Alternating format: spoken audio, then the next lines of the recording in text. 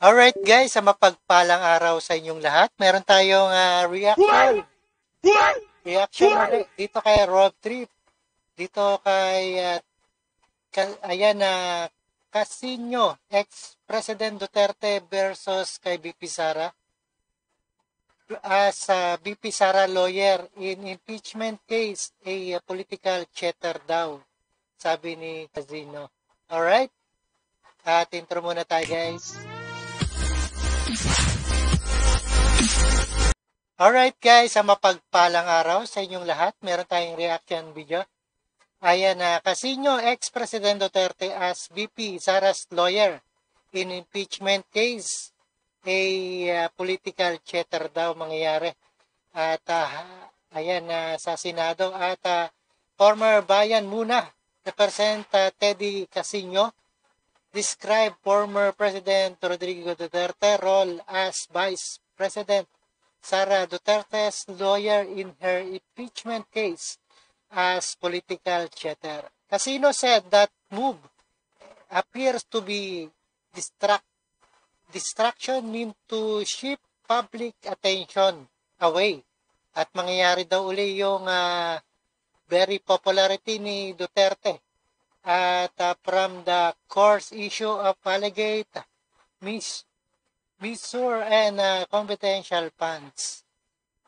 Alright, and now further ado, and let's watch guys. Your group filed the second impeachment complaint against the vice president, and yesterday we had a news item saying that it's possible that the father, former President Rodrigo Duterte, will represent the vice president in court as one of her lawyers in her legal panel. Your reaction to that? The father defending the daughter. You know, that's political theater. We saw how former President Duterte acted when he faced the Senate and he faced the House. You know, it was entertaining. It was political theater. So the problem here is that impeachment is really a serious mechanism for accountability, and for the Dutertes to turn that into political theater and an opportunity for them to grandstand and to Alright, panoorin po natin yan at subaybayan po natin ang ating reaction video dito kay Rob Trip. Alright?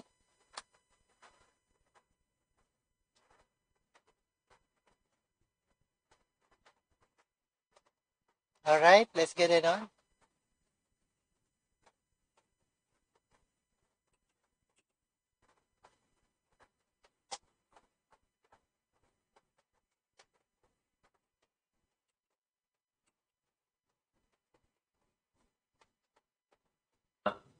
Alright, okay.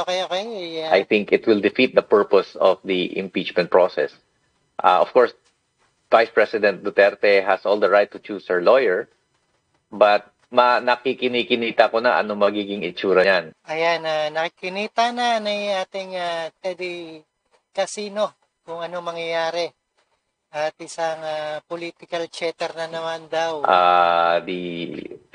There will be a lot of cussing, there will be a lot of drama. Drama at cussing. At baka malihis, no? Baka ma-divert ang ating attention dun sa totoong usapin sa impeachment, which is the misuse of 612.5 million in confidential funds and other charges against the Vice President. Pero sa mga hearings, nakikita natin hindi pinagpagsalita yung legal counsel, ano? Kailangan yung resource person talaga yung magsasalita. Pagdating naman sa mga impeachment hearings, how does it work? Well, it's a trial. In the Senate, it will be a trial. And the lawyers will have a role to play. Parang korte yan eh. So the lawyers will be speaking. And the accused, unless she testifies, is the one who is just sitting there silent. It will be the lawyers who will be fighting for her. So malaki ang magiging papel ni President Duterte, former President Duterte. Ayan, malaki talaga ang papel niyan para mapatunayan na walang kasalanan etong si BP Than Sara. if ever. But what's your And plan? I think he will enjoy it. I mean, you know, he loves all the drama and the attention. He was able to take, I think, control of the room in the Senate. No? Medyo nakita mo Yes, precisely. He will nag-defer sa going. kanya. He's going to. He's going to intimidate everyone there. He's going to threaten. He's going to cuss. He's going to, do everything. Pasikat Duterte style, and that will divert the issue from the serious charges that the daughter is facing. But what's your plan come January? Kasi very limited yung time. Mag-start na yung campaign period in just a few weeks pag nag-start na yung 2025. Of course, tatlo pa yung impeachment cases against Vice President Sara Duterte. I don't know if those three will be consolidated. Paano mag-work yun? I think the best case scenario is that the three complaints are consolidated, and then Paano raw mag-work? Di wala. At election na. they get the required Sino mamumuno?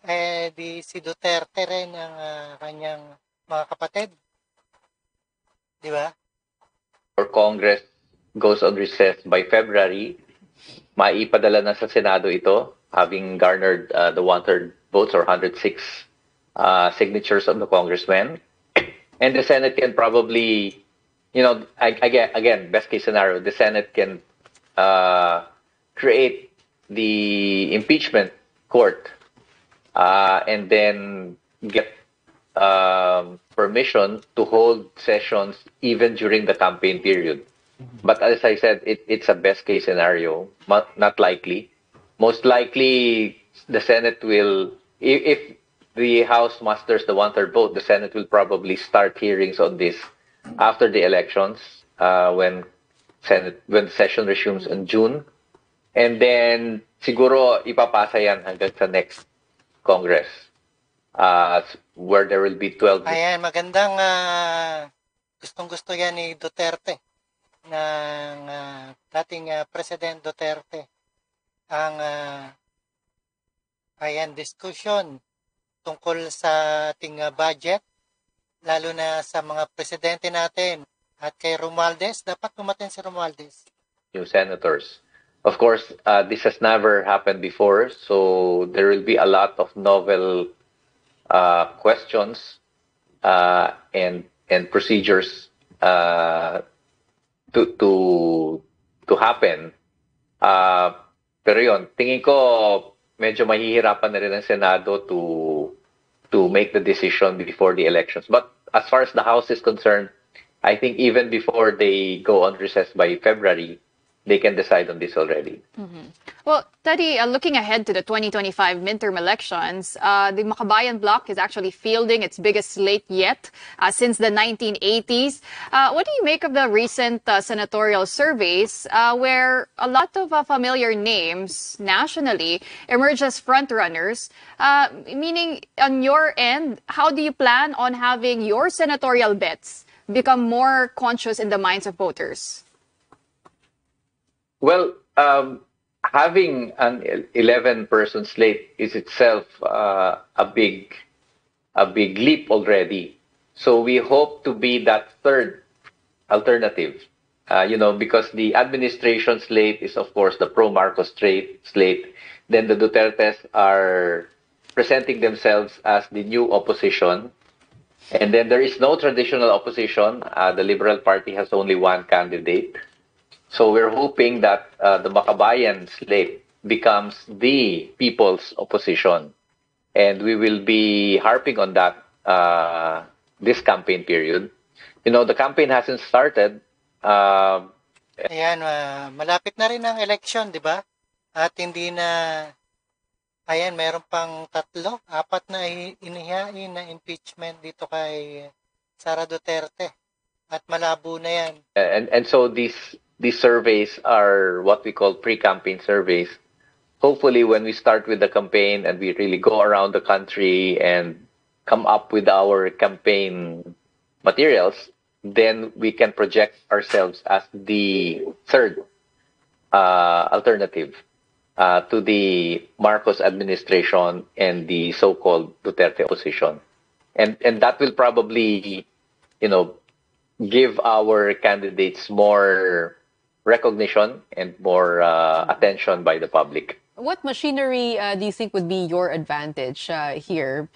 Taking a look at the recent Pulse Asia survey, nasa parang 29 po kayo, 26 to 37, yung rank and awareness of 29. What kind of work do you have to do in the coming months to be able to climb up the survey rankings? The survey Ayan, survey rankings. At Survey is a nangunguna pa really- rin ng Tulpo Brothers. be affected by ads, whether TV ads, radio ads, or social media ads. And unfortunately, that requires millions, even billions of pesos, and that's something that we do not have. So we will really have to rely on the ground campaign, on our volunteers, on organizations that we have. That's why our slate is composed of leaders from the various sectoral organizations, and we hope to tap into the machineries and the energies of these people's organizations. And hopefully, pag kumasa yan, we hopefully have the same reach as traditional media. But we will do it on the ground. It's a very challenging strategy, and we hope that it works out for these elections. It's probably going to be a bit of a climb, though, because looking at It will the be. top 13 or top 15, mga big political dynasties na nakikita natin, ano? Yung mga pangalan na Oo, nakapasok mga na ng number 8, dynasty. si Willie Revillame, siya yung independent dito, but we see the traditional names, Cayetano, Tulfo, Soto, Marcos, Binay. It is a competitive senatorial race. Masikip. Oo. So being pragmatic about it, it's going to take a lot of work. Or probably, sabi nga ni Ronald Llamas kahapon, a disruption. Yung progressive side will have to play a little bit into populist moves para kahit papaano maka-disrupt dito nga sa politika sa Pilipinas. Well, there's that, of course, but there's also, we also sense that the people are starting to get tired of the same kind of politicians, mga, traditional political dynasties, mga artista whose only qualification is Oo, kasi pamilyar na sila, no? Pamilyar, lalo na sa mahirap. Ang kilala ay artista talaga, no? Sila yung nangunguna. Kaya nanalo yan si Robin Padilla, eh. Artista. Di ba? Alright? their fame. And when the debate starts, when the discussion starts about platforms and programs, we expect people to see that these people are offering the same things, and that's why we will have to be not only in terms of tactics but also in terms of platforms. We will really have to distinguish ourselves as a radical alternative, and I think people are looking for that. Because na-try na nila yung Marcos, ilang beses na-try na yung Duterte, baka naman maghanap na sila ng bago. Ayun, maghanap ng bago. Maraming salamat sa panonood at pagkinig dito kay Rob Tripe and yes again sa ating reaction video.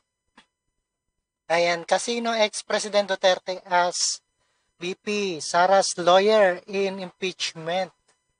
Ayan, antabayanan natin sa January. At ang malaking rally rin dito sa EDSA ng INC at iba pang mga religious leaders at mga ex-military at military. Alright, maraming salamat sa panonood pakinig dito kay Rob Trip and yes again sa ating the next one. Don't forget to subscribe. Rob Trip, this is your friendly neighborhood. Rob Trip tayo. Alright?